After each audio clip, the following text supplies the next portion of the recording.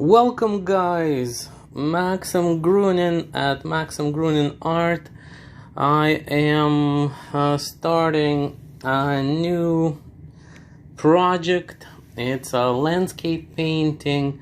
The size of the canvas is 40 inches tall and 50 inches across. It's a really nice size painting. I have a fairly small studio space right now, so this is about the maximum capacity for me to be able to step back and, work on a project fairly large in size. And I'm showing you what the materials are. I got acrylic paints. I got a palette that's a piece of cardboard. Here is white. Here is some black, and here is some like a purple blue that I mixed up. And let's begin. I have an idea in mind, and it's like a fall color, autumn color landscape with lots of orange and yellow. So I decided to use the complementary underpainting. So I'm doing this underpainting where, on the color wheel, if you look, yellow is across from purple. What does that mean? It means that if there is a undercoat and underpainting that's kind of gray and purpley, then like all of the yellows and orange are gonna look so saturated, so beautiful, so vibrant. They will have color contrast that is appropriate or effective for that.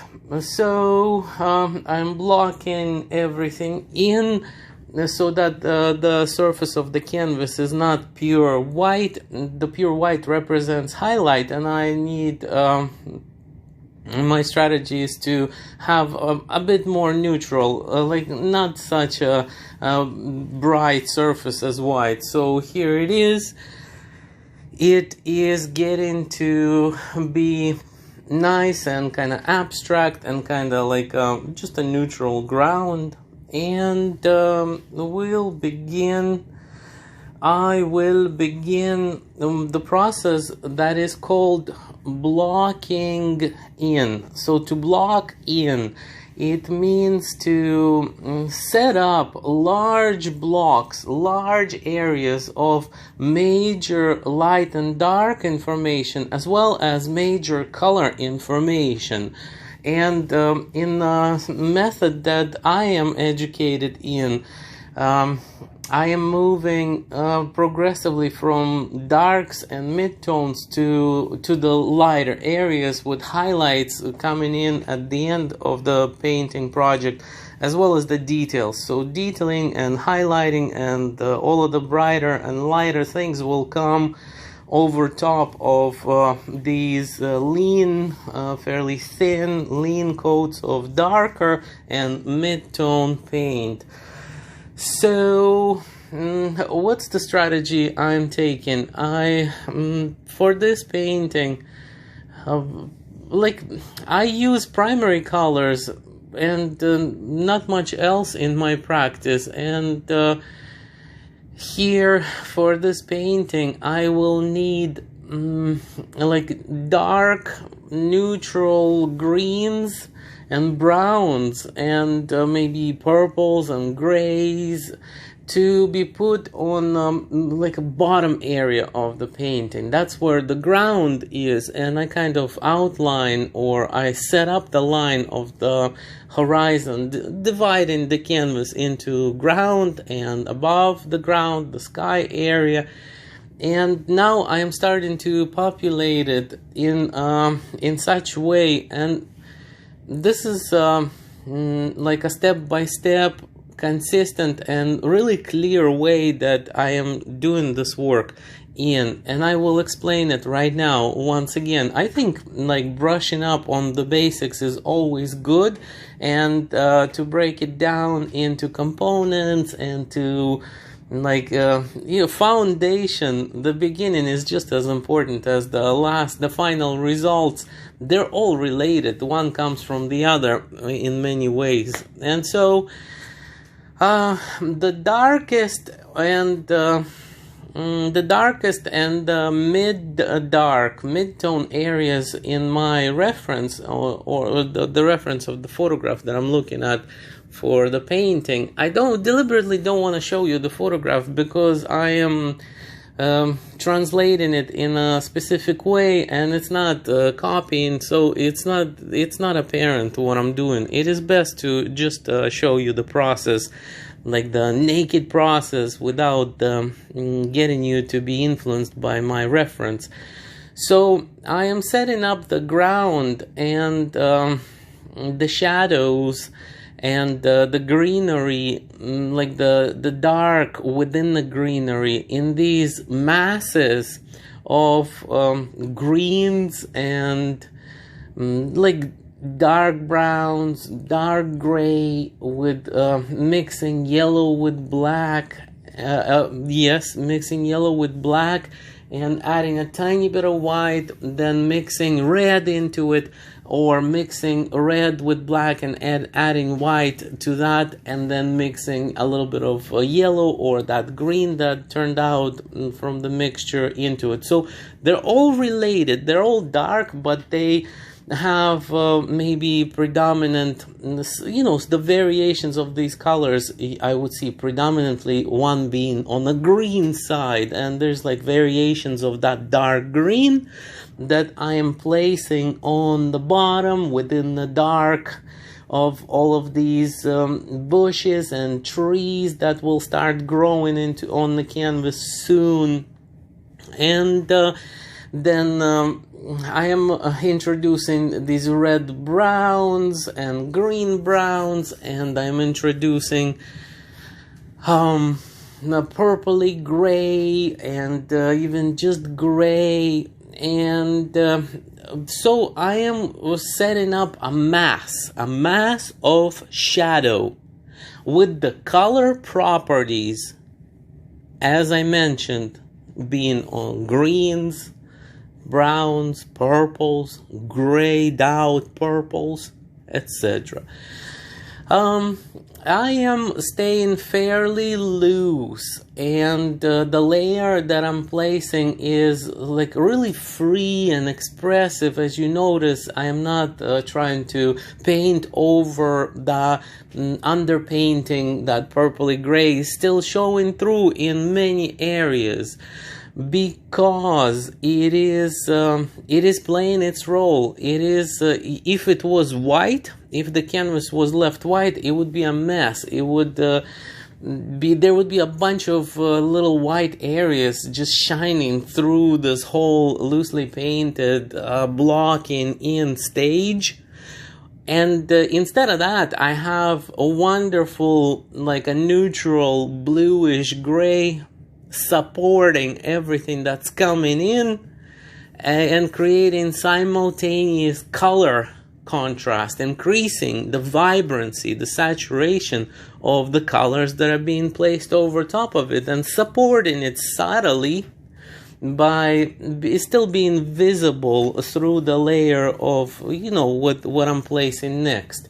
The process that I am showing is a process of layering of fairly thin coats, of initial coats, and little by little, progressively, in some areas they are becoming more coated, like 3, 4, 5 coats, and then even like really thick elements, like you'll see later on, as we saw in previous projects, there will be a lot going on in the way of detailing and in the way of highlighting and bringing color into the painting. And the painting is gonna go through stages, and we will see pretty cool and surprising transformation from this rough, thin, abstract kind of thing, and it's gonna become this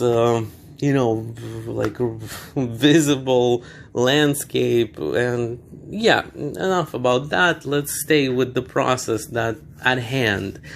So next, what else? I am indicating a little bit of the light areas on the bottom and within the area where there's going to be a perspective of the path converging down in the right lower right corner above those lines. You will see little by little that it's going to form into like a pathway. So I'm indicating some light so that I get a good idea where things gonna be. So that some initial attempts to get into these areas are there, but nothing like finishing or nothing like staying in that area too long. Another thing I did was I used a measuring tape to carefully find out where the middle of my painting is from across horizontally and where the middle is vertically, and then I divided the canvas in such way as a composition so that I am not placing the focal point straight in the middle. It's off to the right. I know that I really want the ground to sit slightly below 1/4 line, like a quarter size of canvas going from top to bottom. I want the sky and the tree foliage to be really grand. So all of these things are calculated, and I also show you a little bit with the lighter lines where the pathway is gonna be, and I'm showing it to myself. I'm indicating points that will be really, really important for the form, the structure, the composition of this painting is gonna rely on these calculations. So just a bit about that. Then next I am going to distribute some other mid-tone, like reds, orange, a bit of kind of a brown, green brown, lighter green. And I'm looking at my reference and I'm noticing where are the major areas where, the darks are sitting, and I'm placing them there.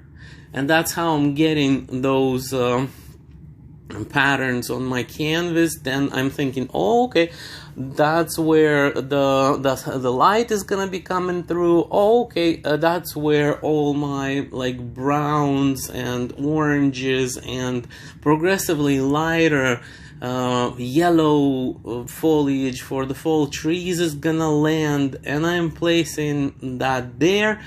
And over time just using this method and being versed in it, or versed enough, there's never really a perfection to this craft, and I am investigating my edge. Like, I want to get more proficient and more skilled and more clever and more creative and more expressive. So I'm investigating that, but with all the years of experience, I know that it's really important to stay loose, as in making expressive and lively, and not too careful brush work. Just dig in and play, and use observation, but also like dance with the brushes, doing the dance, swirling and moving on angles and around and up and down, and then to the goal of this first couple of steps is to block everything in as much as possible with lots of roughness to it, so that this is initial layers are coming in, and that's where I'm at now. So I get into like go back to looking at where the darker areas are. So revise everything. Go back, go around and increase complexity of the shadow mass information. Where else are there splashes of dark appearing? Where else are there splashes of mid-tone appearing? Maybe indicate a little bit of some of the structures that will be there. I notice like I'm making a little bit of a hill, or a little bit of a raised area on the bottom right, and I'm showing that's how the light is gonna be going up. So I'm just getting feelers for everything, and yeah, stay with this and revise it and refine it and get the ball rolling. And I keep the palette fresh by spraying it with spray bottle, and I mix a lot, and I look for different variations of the colors that I'm using, so that there is some complexity, so that it's not like just flat areas of careful filled areas. What for? So yeah, expressive, loose start.